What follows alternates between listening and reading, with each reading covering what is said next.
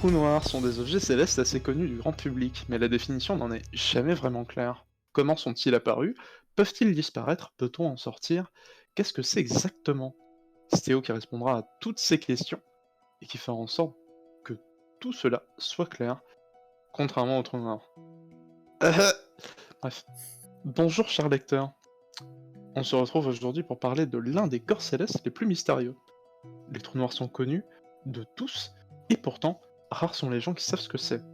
À la fin de cet article, vous saurez donc brièvement expliquer à quelqu'un de quoi il s'agit, mais aussi comment ils se forment.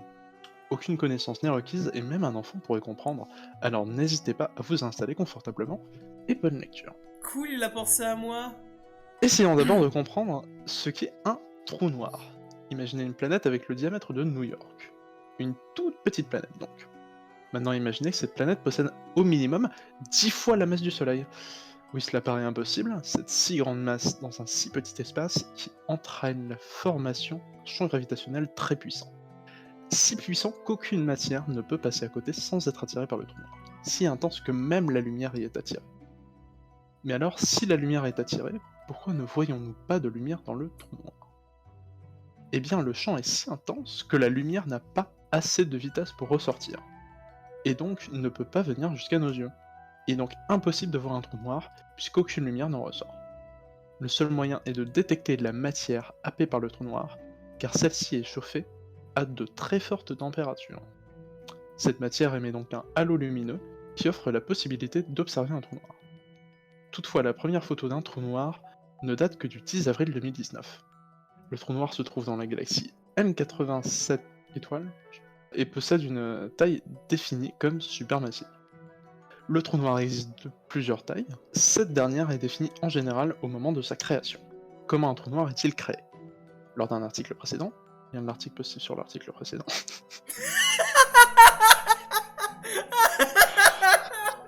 Ah là, non. Oh, Eh la bah chute. non.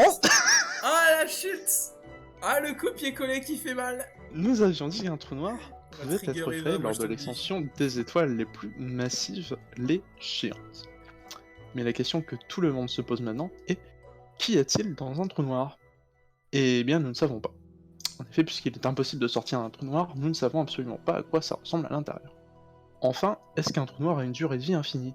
D'après Stephen Hawking, un trou noir émet des particules et peut s'évaporer. Ainsi, théoriquement, un trou noir n'a pas une durée de vie limitée.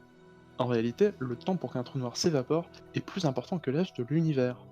En résumé, les trous noirs sont des objets célestes extrêmement massifs et encore très mystérieux aujourd'hui.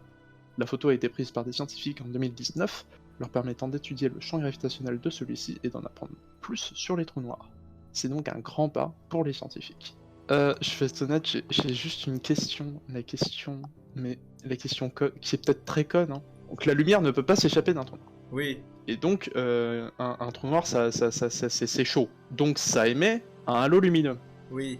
Mais du coup, comment le halo lumineux il fait pour échapper au trou noir? Parce que ça émet de la lumière, mais du coup, comment la lumière elle fait pour se barrer en fait? En vrai, ce qui est Du coup. possible, c'est il y a le début qui arrive à s'échapper, mais ensuite elle se fait rattraper, mais cependant, il y a peut-être une partie qui arrive un petit peu à se garder. En fait, le halo qu'on voit, peut-être que c'est le halo Tout à qui fait. n'arrivera pas à se faire aspirer.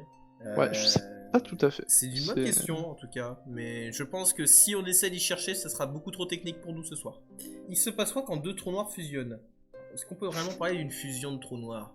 Bah, dans les faits, c'est juste des corps massifs, donc je suppose que c'est genre littéralement comme si t'avais deux étoiles ou deux planètes qui se cognaient. Ouais. Je suppose que c'est pas Jojo. Euh, Genre, c'est un truc ultra massif, donc si ça se cogne avec un autre truc ultra massif, t'imagines l'énergie potentielle des deux trucs? Oui. T'imagines l'énergie potentielle d'un truc qui fait la taille de la Terre mais qui fait 10 fois la masse du Soleil? La taille de la ville de New York. Ah oui, pardon, oui, c'est Diamètre encore de plus New York, petit, hein. merde. C'est une vision électromagnétique, je crois. Ce que tu vois, c'est pas la lumière. T'imagines l'énergie qu'on peut en tirer si on arrivait à exploiter l'énergie d'un trou noir? Ah mais là on aurait vraiment assez d'énergie pour beaucoup. Hein. Bah déjà que si on tirait toute l'énergie d'une étoile, c'est bon, GG. Mais alors un trou noir, là, je te dis pas. Les trous noirs, c'est compliqué, hein. Déjà, globalement, les corps cosmiques, c'est compliqué. Mais les trous noirs, bah c'est le boss. C'est le boss final. Après tu sais ce que je veux là-dedans. Bon, le trou noir, il a pas une durée de vie infinie, mais sa durée de vie est tellement longue bah, qu'en fait, bon, bah, on peut presque considérer qu'elle est infinie. Que genre, si on avait un qui était né, genre... genre en même temps que l'univers, bah il serait toujours là. Ils sont encore là après la fin de l'univers. On sait pas, on sait pas encore combien de temps il lui reste à l'univers. Espérons quand même longtemps. Bon, je pense qu'on sera plus là pour le savoir. Bon.